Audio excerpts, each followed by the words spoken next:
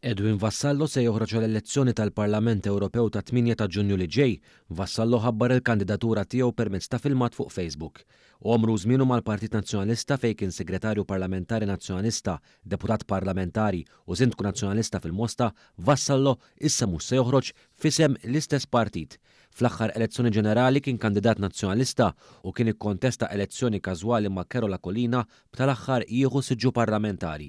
Vassallo magħruf kemm kien qrib ta' Edifenek Adami u Lorenz Gonzi, tant li għal dan tal-aħħar kien anke mar fuq televiżjoni biex jipprova jġiba żewġ ma' Franco De Bono fl-eqqel tal-kriżi politika tul l-aħħar leġislatura ta' Gonzi PN.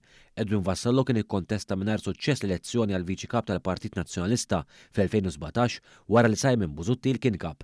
Edwin Vassallo n-nom tal-Partit Nazzjonalista vvota kontra numru ta' drittijiet ċivili u anke kien kontra l-liġi tal-IVF li gvern Laburista daħħal biex aktar koppji Maltin staw isiru ġenituri f'pajjiżhom stess.